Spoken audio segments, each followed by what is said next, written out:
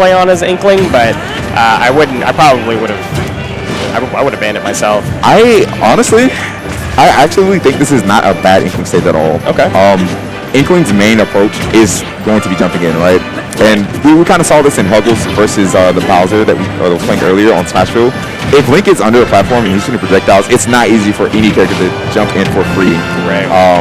But given the space with FD, you do have the ability to jump in or to just not commit to jump in because of how long the stage is. So I actively don't think it's a bad Inkling stage. And of course, it's not a bad Link stage as well because the platform's pretty long. So you have the space to get those projectiles out. Okay, yeah, that makes plenty of sense. Okay, and Cipher actually catching the up B above the ledge, holding the ledge trap, nice snare to finish off that stock. Yeah, it's a hard place to be. You've got bomb to worry about when recovering high, so you kind of have to recover low. Oh yeah. You don't really have a lot of options on Link from recovering low, besides just your normal options. And wow, Huggles getting extra aggressive off stage, but not quite able to close it out right there. And Cipher doing a great job of weaving around all of those projectiles, all those hitboxes that Huggles is putting out. Yeah, still really close, and this is what we want to see. Link in advantage state, keeping Inkling off stage. Yep, bomb on the ledge. Yep. Ooh, good tap away on the bomb. Oh yeah, definitely recognizing that, hey, this is a ledge trap opportunity. I don't need that near me at all. And honestly, I'm impressed. Cypher's playing around every projectile he needs to pretty freely. It's good to recognize that without platforms, Link's win conditions kind of do require him to be in advantage state and edge guarding exactly in positions like this. And so what Cipher has been doing well is recognizing that, understanding that you need to be able to get back on stage, get stage priority, and then you're actually in a good spot. You're not at super high risk of dying even at higher percents. Exactly. If you're playing the game against projectiles as opposed to air-to-airs. 100%. And again, Cipher doing a great job of holding advantage to start time, but you can see he's freely jumping around, and it's kind of hard for Link to pin him down. You know, Inkling, one of the best fashions in the game, of course, the low profile. All right, finally gets a hit right here. He gets the ledge trap set up, looking for the nair, but not quite going to convert off of it. But even without platforms, nice. It's actually giving Inkling that extra space to, again, maneuver, control space through the air, force Link to guess on his landing. Absolutely, yeah. The recovery there was definitely a little bit difficult from Huggles. Obviously, you had the Ink Bomb covering high, and then you have the tails covering mid regular get up, and possibly even roll. Oh yeah, oh I love that. Yeah, that's good. Is that death? No. Almost. Fully inked. Yeah, can't really afford to take too many hits at all right now. Keeping the ink fresh, nice. All right.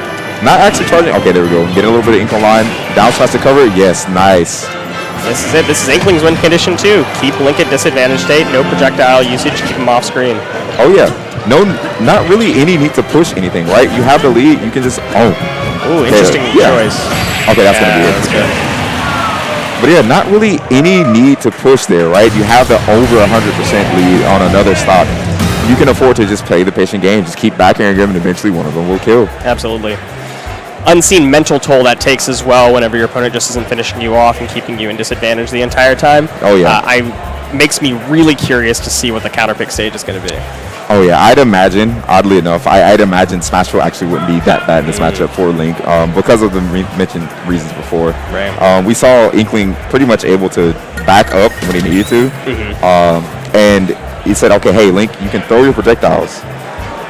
You can get those conversions pretty much when you're close, right? Like close-up boomerang from Link is a problem for a lot of characters. It combos into pretty much all of Link's aerials. But if I have the ability to dictate where those projectiles hit me or where you have to throw them, that travel time for that boomerang is going to be time for me to get in as well, right? For it to return. That makes sense. I can freely jump over and commit to landing on you, or I could just not. And if you decide to commit forward, I have better aerial mobility than you, I have better ground speed. The onus is on you to make something happen at that point.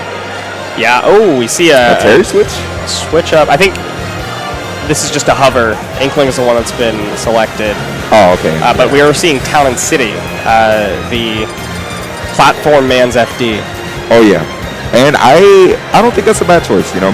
you still get your space, but you do have that center platform again to kind of control space safely. Are we seeing a K roll switch? Okay, I was not expecting this. Not at all. I was about to go into this whole discussion about how Link's projectiles are going to be more useful on Town and City, and the ink bomb's going to catch on the platforms on certain scenarios, but it doesn't even matter because we have K roll. Yeah, I guess we have K roll projectiles to talk about now. So Clown, definitely a nuisance to deal with, but I think Inkling definitely more than happy to play around it. We already see the counterplay. Just jump over the crown, let it have control of space, and get in on K-roll, grab him if you can, get the damage where you can. Yeah, this isn't super straightforward fully inked, by the way. Oh my god. Oh, he's dead. Okay, that's instant death. Wow, I was gonna say. 150 in 20 seconds in a stop gun just like that. Yeah, what do you do? I have no idea. Something that you usually want to see in that, like you'll see when you see Kirby Kid playing K-roll, is a lot of crown spacing, like we just saw there, into Cannonball. But it doesn't really matter against Inkling, who's got incredible airspeed, drift, and floatiness, and can really just get in on you. This is. This is looking a little rough right here. You can't space with the crown. There's just too much maneuverability.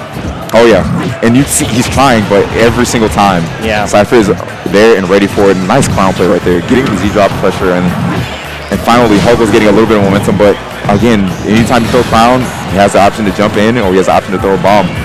This is a great adaptation from Cipher too, by the way. Recognizing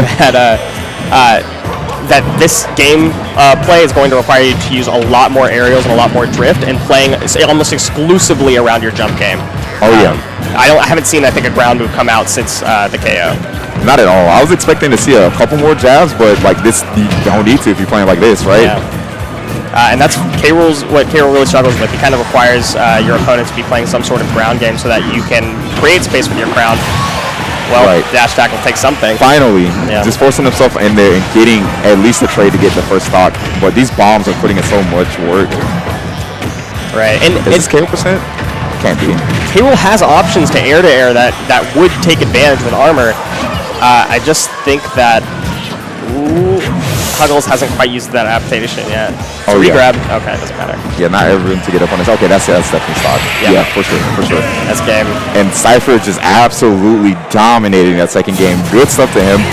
Bomb coverage, perfect. Ledge flapping options, perfect. You would think that he has, or that you would think that they have